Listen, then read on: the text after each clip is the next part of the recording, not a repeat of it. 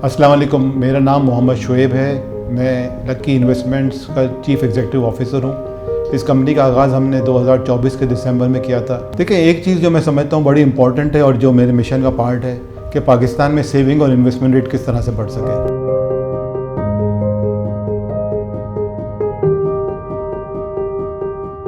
इस कंपनी का जो बुनियादी मकसद जो हमने अपने मिशन में रखा था वो ये था कि किस तरह से आम आदमी तक इन्वेस्टमेंट की रसाई हो सके।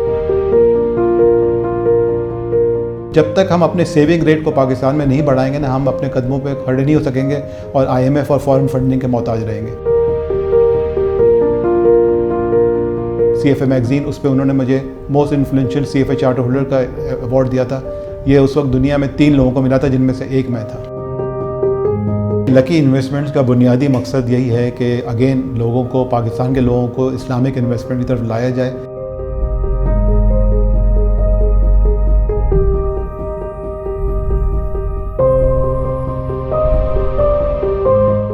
इससे पहले मेरा ताल्लुक़ जो है अलमीज़ान इन्वेस्टमेंट के साथ रहा है, जहां मैंने 2003 में अलमीज़ान इन्वेस्टमेंट के इस्लामिक फ़ंड्स का आगाज़ किया था और माशाल्लाह से वहां पे 2024 तक काम करने के बाद I decided to quit and join Lucky Investments. तो ये मेरा जर्नी है, ये पिछले 3 डिकेड्स का या 30 साल का जो जर्नी है वो इन्वेस्टमेंट्स का है और शरिया कंप्लाइंट इन्वेस्टमेंट का है। और ये मेरा मिशन रहा है अपने करियर में कि ज़्यादा से ज़्यादा लोगों को एक अपॉर्चुनिटी प्रोवाइड की जा सके कि वो पाकिस्तान में रहते हुए इस्लामिक तरीके से अपनी इन्वेस्टमेंट्स और सेविंग को मैनेज कर सकें। मेरा स्टाइल ऑफ लीडरशिप जो है वो बेसिकली मैं कहता हूँ बहुत इंक्लूसिव है और मैं चाहता हूँ कि अपनी टीम को साथ लेकर चलूँ और यही मैंने अप्रोच रखी है।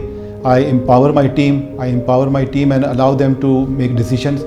और जब भी उन्हें मेरी गाइडेंस की ज़रूरत होती है तो मेरे पास आते हैं गाइडेंस के लिए, तो मैं उनसे कोशिश करता हूँ कि पहले उनसे पूछूँ कि आपकी क्या डायरेक्शन है, and then if I have any value to add तो मैं उनको गाइड करता हूँ। तो सबसे इंपॉर्टेंट चीज़ ये है कि आप you have to enjoy your work. Until you enjoy your work you will not be able to give your 100%। तो यही मेरी अप्रोच है और मैंने देखा है कि ये अप्रोच सक्सेसफुल भी रही है। मेरा हमेशा से फोकस रहा है कंटिन्यूइंग लर्निंग के ऊपर। तो मैंने अपना MBA किया, MBA के मैंने 6 साल के बाद मैंने अपना CFA किया, CFA के करने के बाद मैंने हार्वर्ड बिजनेस स्कूल ज्वाइन किया। तो ये कंटिन्यूस लर्निंग जो है ना, वो जाहिर है कि बड़ी इंपॉर्टेंट है।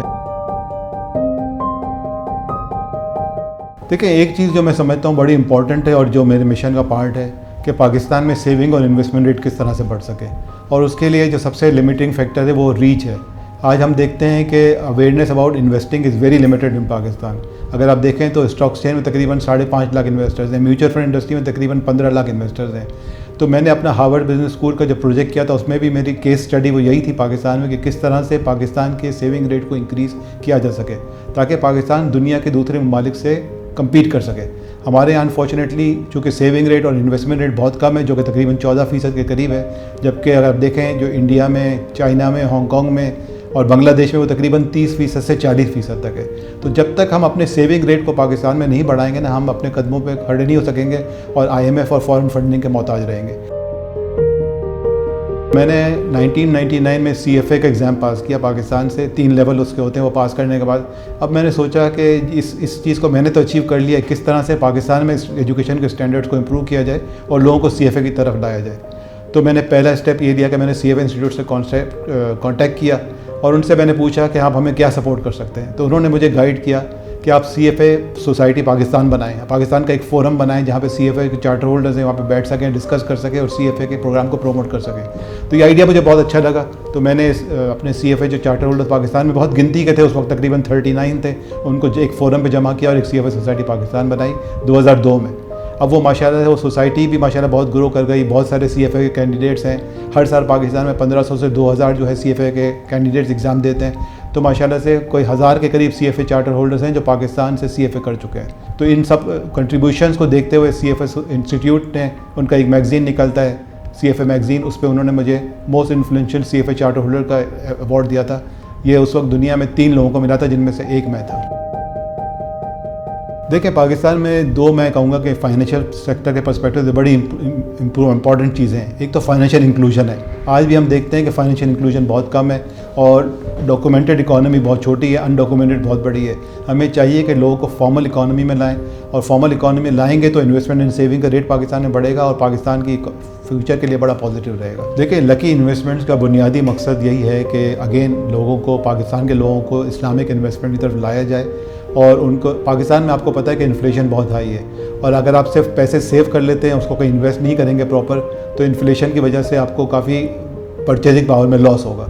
उस पर्सपेक्टिव से हमने इस कंपनी का आगाज़ किया है, और माशाल्लाह से पहले ही साल में उसने अपने एसेट्स अंडर मैनेजमेंट जो है वो तकरीबन 130 बिलियन तक पहुंचा दिए हैं, जो इज़ अ बिग अचीवमेंट है। तकरीबन 8 म्यूचुअल फंड हमने लॉन्च किए हैं। इसमें कुछ प्रोडक्ट्स ऐसी हैं जो आप, जिसमें आप शॉर्ट टर्म इन्वेस्टमेंट कर सकते हैं, शॉर्ट टर्म के लिए पैसा रख सकते हैं, जिनको मनी मार्केट फ़ंड या कैश फंड या इनकम फंड कहते हैं। इन फंड्स का बुनियादी मकसद ये होता है कि आप इन्फ्लेशन के बराबर अपना रिटर्न हासिल कर सकें, ताकि आपके जो पैसे हैं वो प्रिंसिपल अमाउंट आपका रहे मौजूद, और आप इसकी जो अर्निंग्स है उससे अपने घर का खर्चा चला सकें। अगर आपकी कंपनी है तो कंपनी के एक्सपेंसेस निकाल सकें, और अगर आप चाहते हैं तो, अगर आप रिटायर्ड हैं तो उसमें अपने रिटायरमेंट पे एक मंथली इनकम ले सकें। फिर दूसरा कंपोनेंट आता है हाई रिस्क फंड्स का या medium to high risk fund का, जिसको कि लकी इस्लामिक स्टॉक फंड है और लकी इस्लामिक एनर्जी फंड है। ये फंड जो है वो नॉर्मली स्टॉक मार्केट के डिफरेंट इस्लामिक शेयर्स में इन्वेस्ट करते हैं, और उसका बुनियादी मकसद ये होता है long term growth. Lucky funds के नाम से ऐप है। आप एंड्रॉयड यूज़र हैं या आईफोन या iOS के यूज़र हैं, लकी फंड्स की ऐप को आप डाउनलोड करें। डाउनलोड करके आप उस पर जाएँ, उस ऐप पे अपना जो ड्यू डिलीज, आपकी जो KYC करनी होती है, जिसमें आपका CNIC चाहिए होता है, आपका मोबाइल नंबर और नाम चाहिए होता है, वो इन्फॉर्मेशन आप प्रोवाइड करें। आपका अकाउंट, आप जब आप डॉक्यूमेंट अपलोड करेंगे इंस्टेंटली खुल जाएगा। 2-3 मिनट का काम है, आप अपना अकाउंट खोल लें, और फिर रास्त जो अगेन स्टेट बैंक की प्रोडक्ट है, उसके थ्रू आप अपने किसी भी बैंक अकाउंट से जाके फंड में इन्वेस्टमेंट कर सकते हैं। तो जो अगर टेक्नोलॉजी को नहीं यूज़ करने चाहते हैं, उनके पास भी ऑप्शन है कि वो फॉर्म के थ्रू सब्सक्रिप्शन कर लें, फॉर्म के थ्रू पैसे डाल दें, चेक लिख दें। लेकिन जो लोग इसको यूज़ करना चाहते हैं उसको यूज़ कर सकते हैं। और हम समझते हैं कि ज़्यादा से ज़्यादा लोग आजकल जो है ना टेक्नोलॉजी की तरफ जा रहे हैं, और इवन मेरा जो एज ब्रैकेट है वहाँ भी लोग इस टेक्नोलॉजी को यूज़ कर रहे हैं। तो मेरा नहीं ख्याल है कि किसी के लिए मुश्किल है, इसको हमने बहुत आसान कर दिया है। जी देखें, जहाँ तक अपने फंड्स को या पैसों को सिक्योर करने का ताल्लुक है, तो लकी इन्वेस्टमेंट के थ्रू आप इसको इंश्योर डेफिनेटली कर सकते हैं।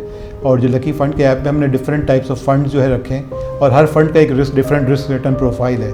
हम जब कोई भी नया कस्टमर आता है तो उसकी रिस्क प्रोफाइलिंग भी करते हैं, उसकी बेसिक रिक्वायरमेंट्स को, रिटर्न रिक्वायरमेंट्स को, रिस्क टॉलरेंस को समझने की कोशिश करते हैं, और उसके बेसिस पे हमारे जो फाइनेंशियल एडवाइज़र्स हैं या वेल्थ एडवाइज़र जिनको हम कहते हैं, वो उनको सजेस्ट करते हैं कि कौन से फ़ंड में इन्वेस्टमेंट करें। तो जब वो फंड में इन्वेस्टमेंट करते हैं तो कुछ ऐसे फंड है जहाँ पे बड़ा सिंपल प्रिंसिपल है कि आपका जो प्रिंसिपल अमाउंट है वो रहेगा और प्रॉफिट आपको आता रहेगा। जो ये बेसिकली शॉर्ट टर्म के लिए फ़ंड होते हैं। और जो लॉन्ग टर्म के फ़ंड है वो ज़ाहिर है कि जिसका रिस्क एपिटाइट ज़्यादा है उसको हम लॉन्ग टर्म के लिए स्टॉक फंड रिकमेंड करते हैं। तो हर तरह के फ़ंड अवेलेबल हैं। It is for you to understand as an investor और to take guidance from your wealth adviser कि कहाँ इन्वेस्टमेंट आप करना चाहते हैं। अल्हम्दुलिल्लाह इस ऐप को हमने इस तरह से बनाया है कि आप दुनिया के किसी भी मुल्क में हों, आप इस ऐप को डाउनलोड कर सकते हैं और उसको यूज़ कर सकते हैं 24/7। देखें, जो छोटे कारोबार हैं ज़ाहिर है उनके पास एक लिमिटेड फाइनेंशियल फ्लेक्सिबिलिटी होती है, लेकिन उनका भी पैसा नॉर्मली मैंने देखा है कि ज़ाहिर है उनके पास भी जब उनका वर्किंग साइकिल होता है, वर्किंग कैपिटल का साइकिल होता है, तो कभी लाख रुपए, 2 लाख रुपए, 5 लाख रुपए पड़े रहते हैं बैंक अकाउंट में। जब वो बैंक अकाउंट में रहते हैं तो उसमें बहुत ही नॉमिनल सा प्रॉफिट उनको मिलता है और उसके ऊपर टैक्स भी ज़्यादा है। तो उनके लिए मुनासिब ये है कि वो इन्वेस्टमेंट फ़ंड जो है लकी इन्वेस्टमेंट में इन पैसे रखें अपने। और जो आपका सवाल था कि मिनिमम अमाउंट कितना चाहिए, तो ये अपने फ़ंड का आगाज़, अपने इन्वेस्टमेंट जर्नी का आगाज़ 5,000 रुपये से कर सकते हैं, सिर्फ 5,000 रुपये से। हमारे जितने भी फ़ंड हैं, लकी इस्लामिक फ़ंड जो है या लकी इन्वेस्टमेंट की जितनी भी प्रोडक्ट्स हैं वो शरिया कंप्लाइंट है। इसका बाकायदा हर फंड का सर्टिफिकेशन है इस्लामिक फाइनेंस की, और फतवा भी इशू हुआ है इसमें मुफ्ती साहब का। तो हम अगर कोई इन्वेस्टर मांगता है उसको प्रोवाइड करते हैं और हमारी वेबसाइट पे भी ये सारी इन्फॉर्मेशन अवेलेबल है।